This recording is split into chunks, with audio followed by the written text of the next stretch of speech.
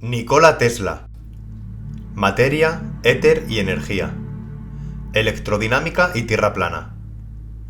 A lo largo de este vídeo y con ayuda de Tesla, voy a desmontar el heliocentrismo y su modelo de la Tierra esférica. Lo primero ante todo tengo que aclarar que si bien es cierto que Tesla nunca dijo que la Tierra fuese plana, varios de sus conceptos aplicados e interpretados de manera correcta y algunas de sus teorías iban totalmente en contra del sistema heliocéntrico. Tesla siempre ha defendido que no somos más que autómatas y así nos lo contaba.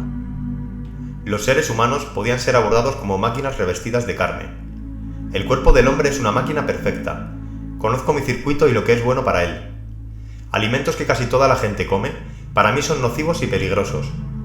Para ajustar el circuito físico, además de los alimentos, el sueño es muy importante.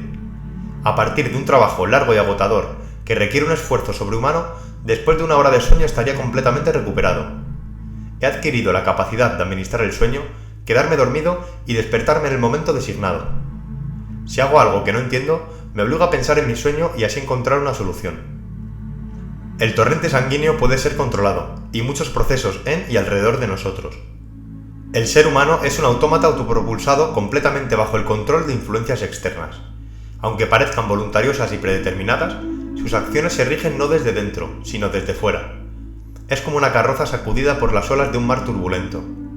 Estas ideas echaban por tierra las teorías del Big Bang y de la evolución.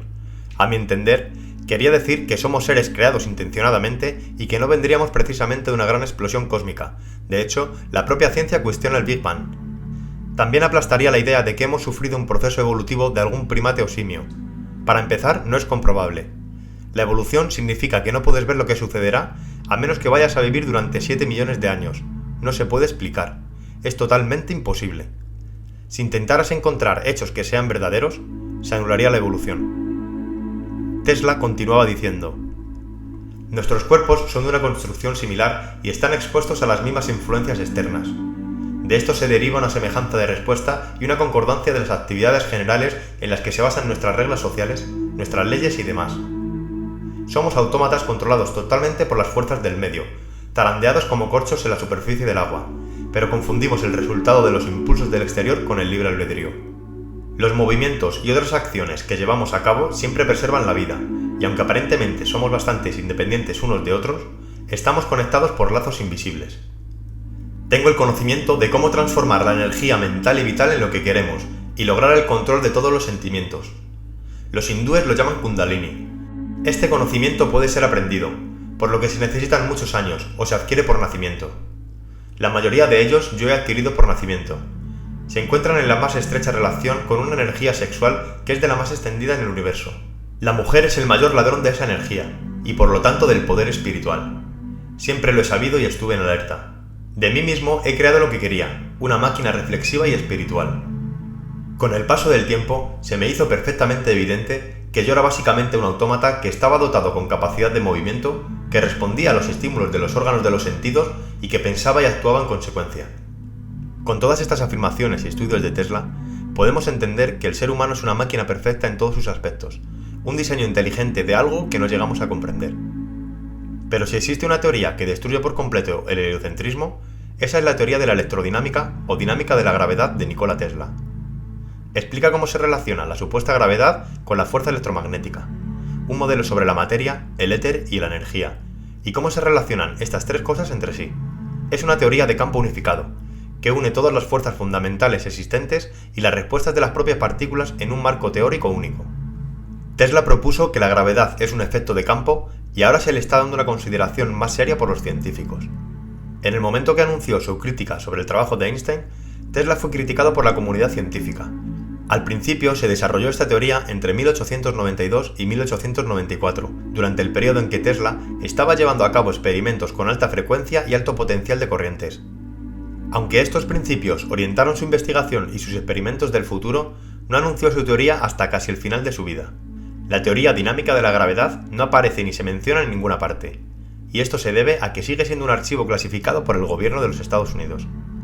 Según sus propias palabras, ofrece una explicación tan plausible y satisfactoria de la trayectoria de los cuerpos celestes que echaría por tierra vanas especulaciones y conceptos erróneos como la curvatura del espacio. Y continuaba diciendo: yo sostengo que el espacio no se puede curvar, por la sencilla razón de que no puede tener propiedades. También se dice que Dios tiene propiedades. No tiene, son solo los atributos dados por nosotros y de nuestra propia fabricación. De las propiedades solo se puede hablar cuando se trata de materia que llena el espacio. Para decir que en la presencia de cuerpos el espacio se vuelve curvo, es equivalente a afirmar que algo puede actuar sobre nada. Yo, por ejemplo, me niego a suscribir tal punto de vista. La relatividad de Einstein es una magnífica composición matemática que fascina, deslumbra y hace que la gente se ciegue a los errores que subyacen en la teoría de la relatividad. La teoría es como un mendigo vestido de púrpura, los cuales la gente ignorante entornan como a un rey. Sus máximos exponentes son hombres brillantes, pero no son más que metafísicos en lugar de científicos. Los científicos de hoy en día han sustituido los experimentos por matemáticas, vagan sin rumbo de ecuación en ecuación y eventualmente esto les llevará a construir una estructura que no tiene ninguna relación con la realidad. Tesla continuó machacando la teoría de la relatividad durante toda su vida. Un ejemplo de esto fue su comentario publicado el 10 de julio de 1935 en el New York Sun. La teoría de la relatividad es una masa de errores y engañosas ideas que se oponen al sentido común. Ni una sola de las proposiciones de la relatividad ha sido probada. No se curva el espacio, sino la mente humana que no puede comprender el infinito y la eternidad.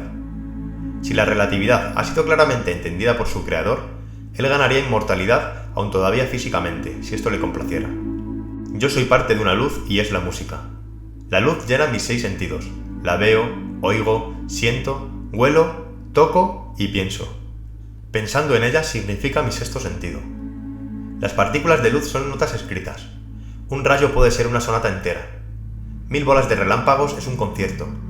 Para este concierto, he creado una bola de relámpagos que se puede escuchar en los picos helados del Himalaya. Si Einstein hubiera escuchado esos sonidos, no crearía las teorías de la relatividad.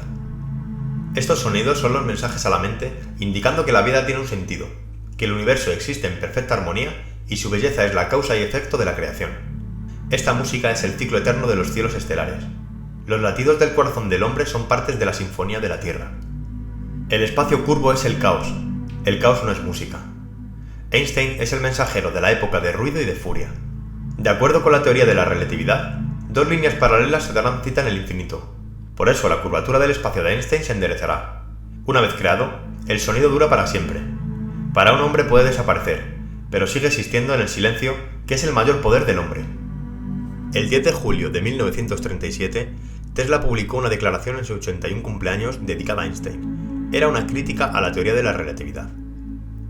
El supuesto de que los cuerpos actúan sobre el espacio circundante causando curvatura de la misma, le parece a mí ingenuamente que los espacios curvos deben reaccionar en los cuerpos y produciendo el efecto contrario, enderezar las curvas. Dado que la acción y reacción son coexistentes, se deduce que la curvatura del espacio es del todo imposible.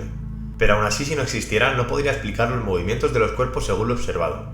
Solo la existencia de un campo de fuerza puede dar cuenta de los movimientos de los cuerpos como se observa, y su dispensa supuesto con una curvatura del espacio.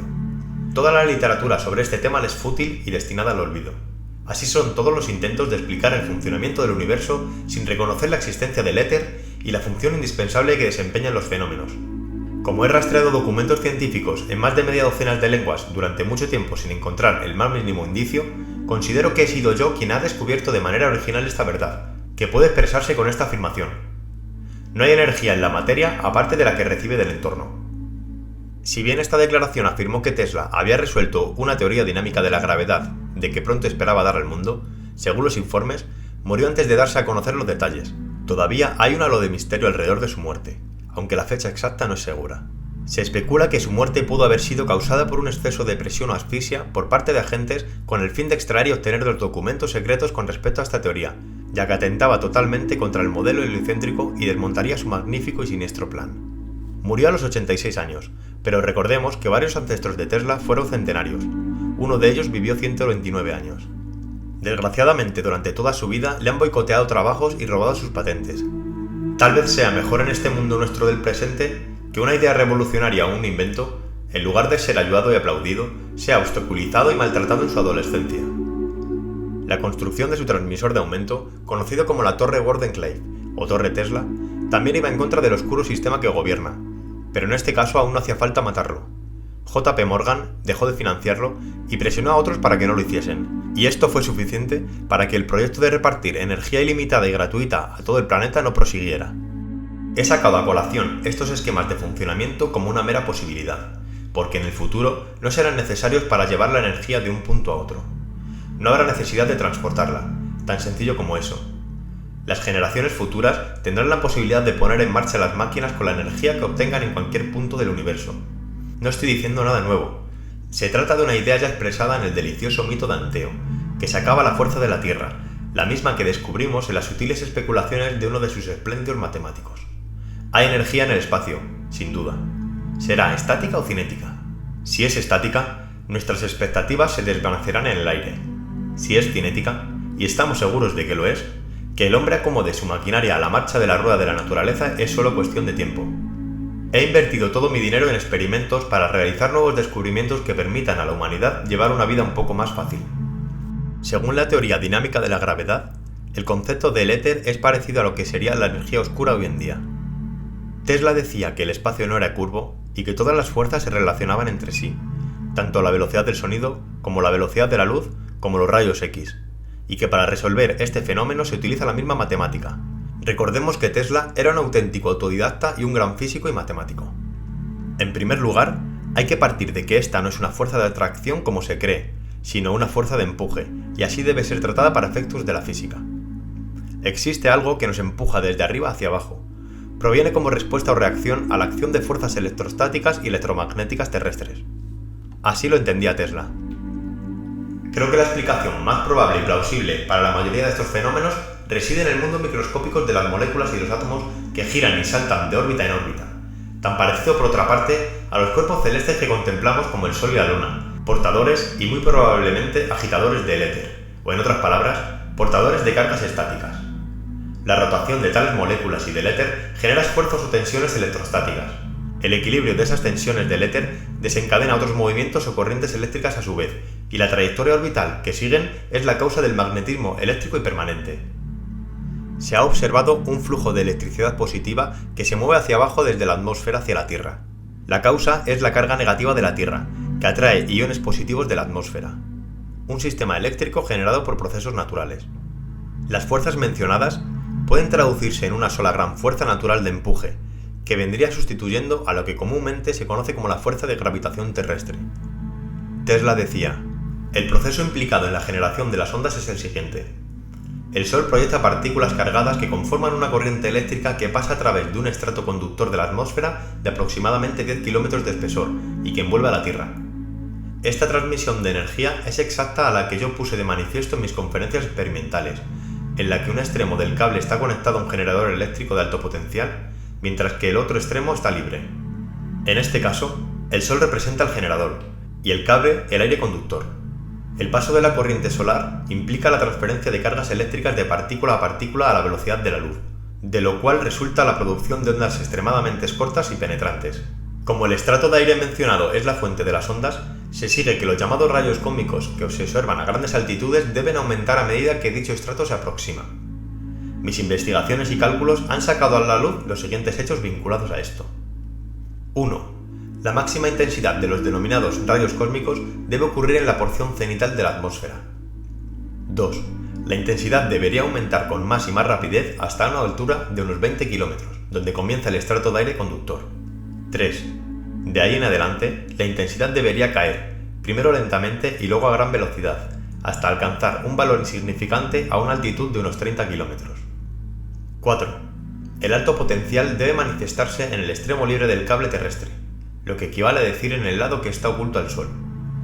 Desde este último, la corriente es provista a una presión de unos 216.000 millones de voltios, y hay una diferencia de 2.000 millones de voltios entre el lado iluminado del planeta y el oscuro.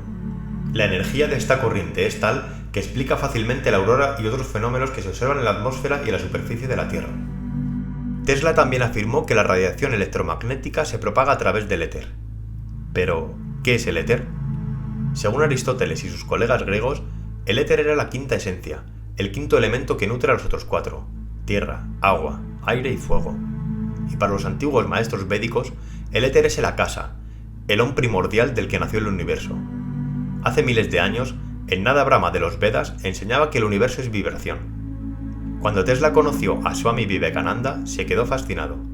Era un maestro espiritual que viajaba por el mundo para difundir el yoga y su doctrina Vedanta. Le habló a Tesla de la casa, como el origen de todo y campo vibratorio, y del prana, la fuerza vital que mueve el universo. Tesla supo de inmediato que se encontraba ante una verdad profunda. Si lo que quieres es encontrar los secretos del universo, piensa en términos de energía, frecuencia y vibración.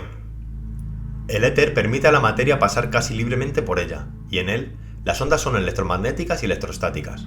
La sustancia primigenia emana remolinos infinitesimales a una velocidad prodigiosa, se convierte en materia bruta, el movimiento cesa y la materia desaparece, volviendo a la sustancia primaria. Tesla dijo: el universo tiene una sola sustancia y una energía suprema con un número infinito de las manifestaciones de la vida, y son las partículas que mantienen el universo en armonía y la vida en la eternidad. Para intentar demostrar que el éter no existía, se hizo el experimento que se conoce como Michelson-Morley. La idea de Michelson era medir el movimiento de la Tierra en referencia al éter, o como él mismo decía, si la Tierra se mueve en su seno, medir la velocidad del viento del éter. Si nuestro planeta se mueve en el seno del éter en reposo y la luz viaja a una velocidad constante respecto al éter, Michelson pensaba que si se medía la velocidad de la luz respecto a la Tierra cuando ésta se mueve en la misma dirección y sentido del movimiento del planeta, resultaría una velocidad inferior que cuando se midiera en sentido contrario. Pero el resultado del experimento fue nulo, y se aceptó e interpretó como que la teoría que sustentaba el resultado que nunca se observó era conceptualmente errónea. Michelson y Morley no podían interpretar más que concluyendo que la velocidad del viento del éter era nula. Para cualquier orientación de los rayos de luz respecto a la dirección del movimiento orbital de la Tierra, no existía viento del éter. Dado que creían que la Tierra estaba en movimiento, resultaba imposible que el éter estuviera en reposo. Lo que en realidad el experimento confirmó con su resultado nulo es que vivimos en una Tierra inmóvil y la existencia del éter no se puede cuestionar, pero esta opción nunca la leerás en los libros de ciencia. Rápidamente, el sistema colocó a Einstein para despistar con su relatividad. Hay algo paradójico en la historia de la ciencia, y es que la palabra éter se proscribió en física, pero el concepto de que algo con propiedades físicas llenaba todo el universo es innegable antes y ahora. El concepto del éter está plenamente vigente, pensando en las fluctuaciones cuánticas del vacío de las que tanto se habla, o el propio campo de Higgs tan de actualidad en nuestros días. Tesla nos decía: lo que se considera como espacio vacío es solo una manifestación de la materia que no está despertada. No hay espacio vacío en este planeta ni en el universo. Cuando en 1915 Einstein enunció la teoría general de la relatividad, instauró el concepto de espacio-tiempo, el cual interactuaba con la masa, transmitiendo la gravedad a través de su propia deformación. Lo que realmente hizo es establecer un concepto de éter, borrando de un plumazo el concepto de vacío. En el lenguaje físico se emplea alegremente la palabra vacío, cuando es algo que realmente no existe, mientras es tabú hablar del éter, cuando es algo que evidentemente es real. Con todos estos datos, el único modelo real, demostrable y replicable a cualquier escala y presente en todo el planeta, como por ejemplo las células, semillas, flores, árboles y animales, es el toroide o toro. El toroide o patrón primario es una dinámica energética, una superficie continua con un agujero en ella. La energía fluye a través de un extremo, circula alrededor del centro y sale por el otro lado. Es el único patrón de energía que puede conservarse, retroalimentarse y estar hecho de la misma sustancia que lo que le rodea, como un tornado, un anillo de humo en el aire o un remolino en el agua. Desde las estructuras atómicas hasta el universo en su conjunto, todo se genera de la misma forma toroidal, en constante expansión y contracción, produciendo la tensión necesaria para perpetuar el funcionamiento del sistema. El universo es una fábrica de toroides. Extiende sistemas autoorganizados, o sea, sistemas que se conocen a sí mismo, que se controlan a sí mismo y que son visibles a varias escalas, revelándose en el campo magnético que envuelve, por ejemplo, tanto a la Tierra como al individuo y al átomo. La estructura subyacente del toroide, su esqueleto, es el vector en equilibrio. Es el modelo por el cual la naturaleza transforma la energía en materia. Un toroide es como la respiración del universo. Es la forma que toma la corriente de energía a cualquier nivel de existencia. Pero también existe una estructura subyacente en cómo encaja la corriente, una especie de esqueleto. Se llama vector en equilibrio, un término acuñado por uno de los grandes pensadores del siglo XX, Buckminster Fuller. Inspirado por la obra visionaria de Fuller, me pasé décadas investigando las dinámicas del vector en equilibrio y del toroide.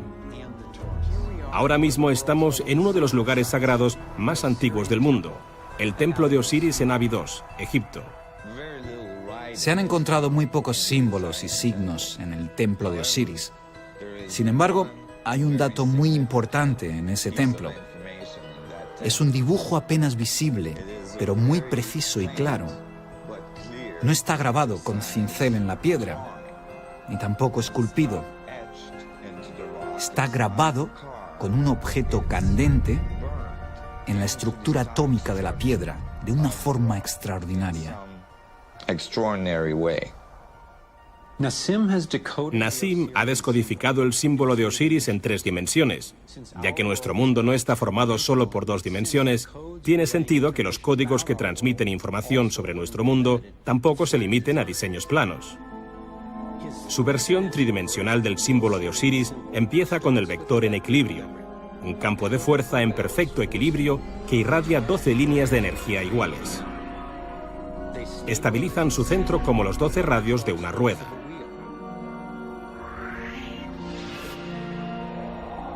El modelo primario de esta corriente de energía en equilibrio alrededor de esta estructura es el toroide.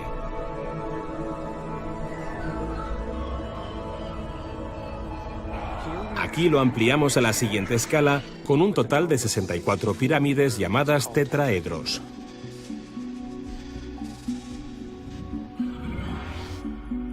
Si incluimos esferas que representen el campo de energía toroidal que envuelve a cada una de las pirámides y después eliminamos las pirámides,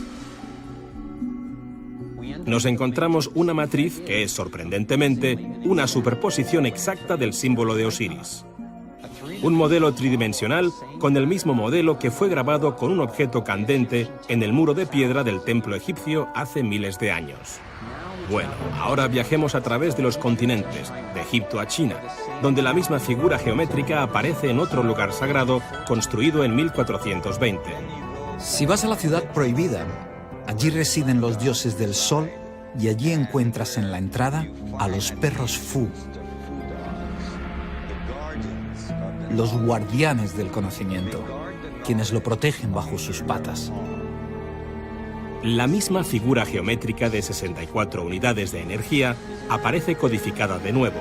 Entonces me empecé a preguntar, ¿es una simple coincidencia que ese diseño exacto aparezca en lugares tan importantes en 2 continentes diferentes?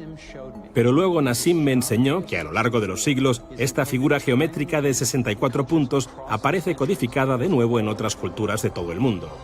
El árbol de la vida de la cabalística hebrea crea la misma estructura que hemos visto, con el vector en equilibrio de nuevo incluido en cada uno de los niveles. El sistema de sabiduría ancestral chino llamado I Ching se basa en 64 hexagramas, símbolos formados por grupos de 6 líneas, algunos continuos y otros discontinuos. Y se pueden unir como las 6 caras de un tetraedro, y juntos formarían el cristal tetraédrico de 64 caras.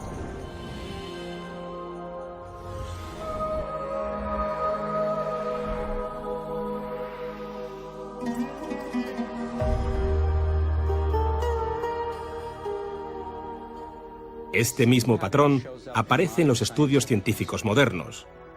La doble hélice tiene un alfabeto de 64 codones que se utilizan para codificar el ADN humano. La Tierra, como todo lo que nos rodea, está en constante vibración, se contrae y expande de continuo. Con todo, me atrevo a afirmar que la Tierra en su parte física sería plana, y energéticamente una esfera autoorganizada y autosostenible, como si de un mecanismo inteligente se tratase, donde la energía está siendo empujada hacia adentro y al mismo tiempo proyectada hacia afuera, ejerciendo una presión y un empuje constante y uniforme, dando lugar a lo que conocemos como aceleración de la gravedad. Las partículas cargadas interactúan y mediante la fuerza magnética de la Tierra se generan ondas electromagnéticas que utilizan como medio de propagación el éter. La presión generada entre las partículas es lo que se conoce como gravedad, no siendo esta una fuerza de atracción, sino una fuerza de empuje, generando en su movimiento partículas que adquieren masa. Si así fuese, estaríamos rodeados por un domo electromagnético que produce una fuerza de empuje constante de arriba hacia abajo, y el mundo que conocemos se correspondería a la mitad superior del toroide, y daría la sensación de estar en una Tierra plana con un agujero central en ella, debido a la entrada de toda la energía generada por la fuerza toroidal, creando 2 campos magnéticos polarizados, opuestos e iguales. Eso también coincidiría con las leyendas y mitologías sobre el inframundo. No es que estuviese dentro, es que estaría debajo, en la otra mitad del toroide. De ahí que antiguas religiones lo denominaran las aguas del mundo inferior. La barrera que lo separaría todo sería efectivamente la Antártida, un anillo de hielo que rodearía el toroide por su ecuador. Recordemos que la gran mayoría de antiguas civilizaciones representaban en su cosmología una Tierra circular y plana en el medio de una esfera etérea. Tesla afirmaba: solo la existencia de un campo de fuerza puede accionar los movimientos de los cuerpos tal como observamos, y esta afirmación prescinde de la curvatura del espacio. Toda literatura sobre estos temas es inútil y está destinada al olvido, igual que todos los intentos de explicar el funcionamiento del universo sin reconocer la existencia del éter y la función indispensable que desempeña en todos los fenómenos. No es posible la idea de que este modelo sea válido para una Tierra globo, ya que la energía asciende en el ecuador del toroide y la compresión del éter viene dada de arriba hacia abajo y no se produciría la fuerza de empuje electromagnética creada por el toroide en zonas que no estén en el norte o en el sur del planeta bola. Todo lo que esté fuera de estos puntos no estaría pegado al planeta al no existir la gravedad como la conocemos, debido a la existencia innegable del éter de Tesla y su fascinación por explicar y demostrar el funcionamiento de los cuerpos celestes con electricidad y magnetismo, que con su comportamiento en apariencia dual es único entre las fuerzas de la naturaleza con sus fenómenos de atracción, repulsión y rotación. Tesla así también lo creía. Un buen ejemplo para la interacción se hace evidente en la gravitación, que debe más bien ser denominada compresión universal. Los cuerpos materiales no gravitan entre sí, sino que es el éter el que hace que un cuerpo material presione a otro. Llamamos erróneamente gravitación a este fenómeno. Con todo esto y bajo mi punto de vista, puedo concluir que físicamente vivimos en una Tierra plana, inmóvil y estacionaria, que energéticamente representa un toroide, donde lo que conocemos como estrellas y planetas giran en un campo electromagnético, y que el Sol y la Luna siguen una trayectoria orbital debido al magnetismo eléctrico y permanente.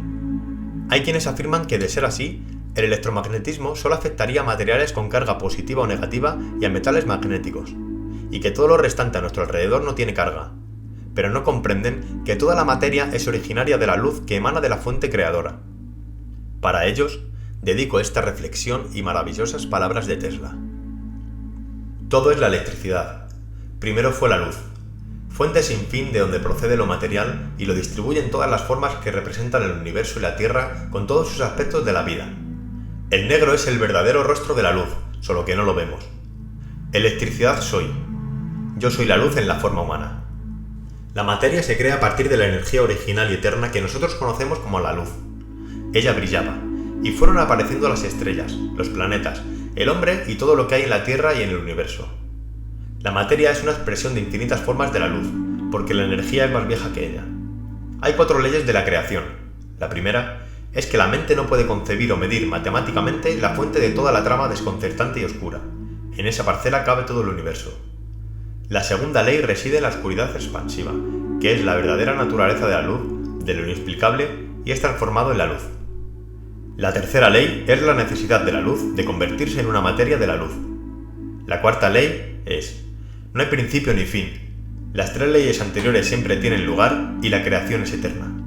Todo lo que alguna vez hemos visto, escuchado, leído y aprendido nos acompaña en formas de partículas de luz. Mi cerebro es solo un receptor. En el universo hay un núcleo de donde obtenemos el conocimiento, la fuerza, la inspiración. No he penetrado en los secretos de este núcleo, pero sé que existe. Me entrego al constante placer de creer que los mayores misterios de nuestro ser todavía no han sido comprendidos, y que al contrario, a pesar de todos los indicios de nuestros sentidos y de todas las enseñanzas de las ciencias exactas y numéricas, puede que la muerte como tal no sea el fin de la maravillosa metamorfosis que presenciamos. Todo es la luz, y recuerde, no hay hombre que existió y no murió.